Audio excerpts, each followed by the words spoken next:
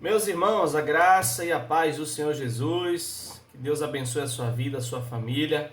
Meu pastor Lucivan, saudações, muito bom estar participando desse momento com vocês e poder compartilhar um pouco da palavra de Deus, né, com os nossos irmãos. Fomos convidados aí pelo pastor para isso e é um prazer para a gente poder, irmãos, cooperar, né, compartilhar com os irmãos aquilo que a palavra do Senhor tem falado aos nossos corações. Quero mandar esse abraço especial a todos os irmãos da PIB de Tucano, esse abraço fraterno, também os irmãos da PIB em Mandacaru, o nosso forte abraço, os irmãos de Monte Cruzeiro, que Deus os abençoe grandemente em Cristo Jesus. Tá aqui para mim é um privilégio, é uma honra poder compartilhar a palavra do Senhor, as bênçãos do Senhor em nossas vidas com a igreja do Senhor. Falando de oração, meus irmãos, é importante a gente sempre estar lembrando que a oração tem a sua suma importância, né, na vida do crente, na vida da igreja. A oração é esse contato direto com o nosso Deus, sem interferências, não é isso? Sem ruídos, é um contato totalmente aberto, transparente, leve diante do nosso Senhor. E pensando em oração, eu não poderia compartilhar outro texto, mas o texto onde Jesus ensina os discípulos a orarem. Quando esse texto é registrado em Lucas, Jesus está com os discípulos orando ao Pai e os discípulos pedem a Jesus que ele os ensine a orar. É importante a gente frisar isso, porque essa petição dos discípulos é uma petição muito sábia. Os discípulos poderiam pedir tantas outras coisas, né? Mas eles pedem a Jesus que Jesus os ensine a orar. Isso nos mostra, irmãos, que nós precisamos aprender a orar. Aprender não somente no sentido daquilo que nós devemos falar, de como nós devemos orar, mas um aprender no sentido de ter a oração como um estilo de vida para a nossa vida, para a vida do crente, para a vida da igreja.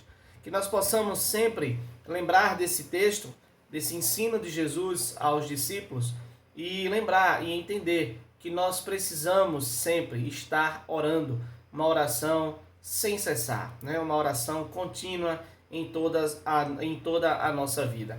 E nós vamos ler Mateus capítulo 6, a partir do verso 9, que vai trazer essa oração tão singela, tão simples, tão humilde, mas uma oração que nos leva à presença do Pai totalmente transparentes, abertos, né? A nossa vida rasgada e transparente diante do Senhor. O verso 9 em diante vai dizer o seguinte: vocês orem assim: Pai nosso que estás nos céus, santificado seja o teu nome.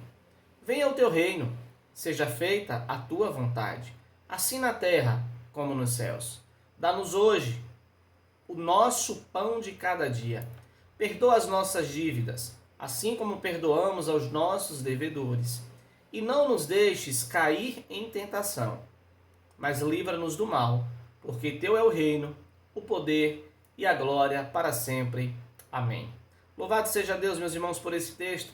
E esse texto apresenta muitas figuras que aquele que está orando, né, que aquele que depende do Senhor, deve se portar diante dele. No primeiro versículo, nós já vemos o Jesus nos ensinando em nós nos dirigirmos a Deus como nosso Pai. Que maravilha, né? Essa figura do Filho distante. Pai nosso que estás nos céus. Claro que Deus está conosco, Ele é onipresente. Mas aqui Jesus se refere e dá essa ideia que, por enquanto, nós ainda estamos distante desses céus. Distante dessa presença eterna, distante dessa presença exclusiva, melhor dizendo, né? Deus é eterno e estando em sua presença, nós estamos já nesta eternidade. Mas chegará um tempo em que estaremos numa presença exclusiva com Ele. Então Ele é esse Pai que aqui nessa oração se mostra um pouquinho distante. Mas Ele diz: santificado seja o teu nome. Eu gosto dessa expressão, meus irmãos, porque Deus é santo. Ele disse aos israelitas, Ele disse ao povo de Israel: ser-me-ei santo, porque eu, Senhor, sou santo, e vos separei dos povos para serdes meus. Mas quando eu santifico a Deus, eu declaro para Ele, né, a minha devoção e que Ele é santo na minha vida.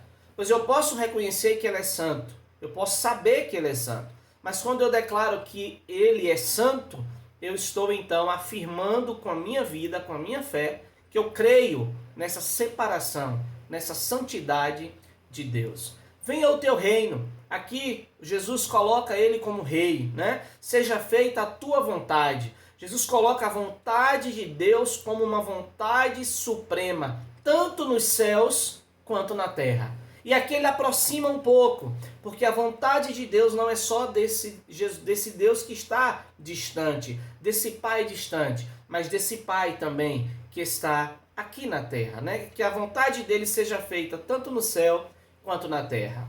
O verso 11 nos dá uma ideia, irmãos, de contentamento. Ele diz: dá-nos hoje o nosso pão de cada dia. Nós não devemos concentrar a nossa vida buscando o pão de amanhã, nem o pão de depois de amanhã, mas o pão nosso de cada dia. É o pão de hoje que nós precisamos para viver. Nós não precisamos do pão de amanhã, porque nós não temos certeza se estaremos ou não vivos amanhã. Nós necessitamos do pão de hoje, pois é hoje que nós estamos vivos. Irmãos, a vida é muito simples. Portanto, todo o ar que nós respiramos, ele é feito a cada suspiro. Nós não enchemos os pulmões na respiração. Quando nós precisamos encher os pulmões, nós damos aquela respirada mais profunda, né? Aí a gente enche bem os pulmões. Mas você já deve ter percebido que no dia a dia, na normalidade da vida, nós respiramos o necessário para nos mantermos vivos. Nós não respiramos tão profundamente em todo o tempo, apenas quando necessitamos. Então o ar que respiramos, o pão de cada dia, ou seja, é o que nós precisamos para viver, é o hoje.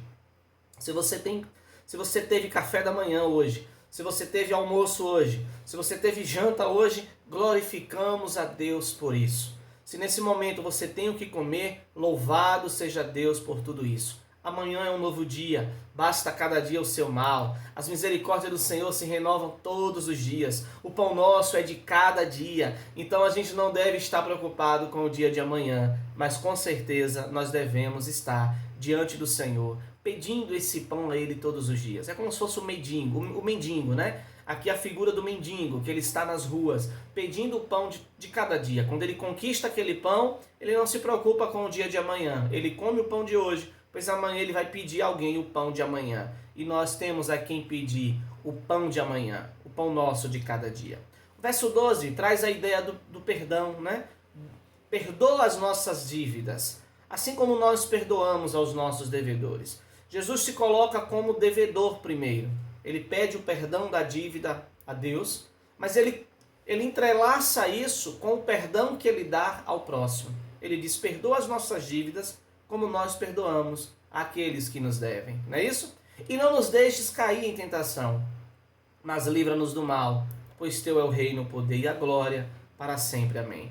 Meus irmãos, a gente deve se livrar do pecado, mas a gente deve também clamar ao Senhor para que a gente não entre em tentação. E eu gosto desse texto e não encerro ele com o verso 13, mas eu gosto muito dos versos 14 e 15, pois mais uma vez fala de perdão. Pois se perdoarem as ofensas uns dos outros, o Pai Celestial também lhes perdoará. Mas se não perdoarem uns aos outros, o Pai Celestial não lhes perdoará as ofensas. Quando Jesus termina a sua oração, glorificando a Deus, dizendo: teu é o reino, o poder e a glória para sempre. Amém. Jesus se volta para os discípulos e Jesus fala: olha, se vocês não perdoarem as ofensas uns dos outros, o Pai também não vos perdoará. É mais ou menos assim: se vocês não perdoarem uns aos outros, o Pai não ouvirá essa oração de vocês.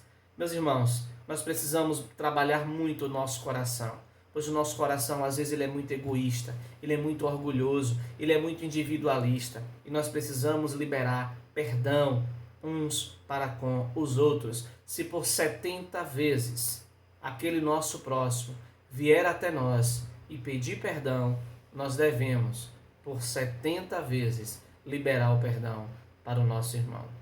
Que Deus nos abençoe, meus queridos. Que essa palavra se aplique ao teu coração nessa noite.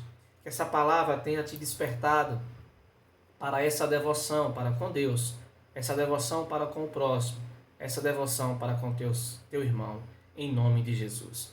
Pastor Lucivão, o meu abraço, um abraço a todos os irmãos da PIB de Tucano e da PIB do Mandacaru. Eu gostaria de orar por você nesse momento. Obrigado, Senhor, por esse momento precioso, por falarmos de oração e trazermos esse momento a oração que o Teu Filho Jesus nos ensinou a orar. Eu te peço, ó Pai, que todas as orações que neste culto estão sendo feitas, que cheguem ao trono da Tua graça, que o Senhor receba, ouça e responda segundo o Teu querer, segundo a Tua vontade. Pai, que a nossa oração todos os dias seja essa oração que Jesus fez, simples, de engrandecimento, de agradecimento, de reconhecimento, que tudo o que somos e que temos vem do Senhor. Nos abençoa, Deus, e abençoa a Tua igreja reunida nesse momento. Abençoe o pastor Lucivan, abençoe a vida de Neia, abençoe, Deus, a vida do Kevin e da Kate, abençoe essa família pastoral, que os Teus filhos continuem sendo abençoados por Ti, que o Senhor acrescente ricas bênçãos sem medidas na vida desta família e na vida da Tua igreja, em nome de Jesus. Amém. Obrigado, irmãos, pela atenção, por lembrar de nós mais uma vez e continue orando pela nossa vida e pela Igreja Batista Nova Jerusalém. Deus abençoe cada um, em nome de Jesus.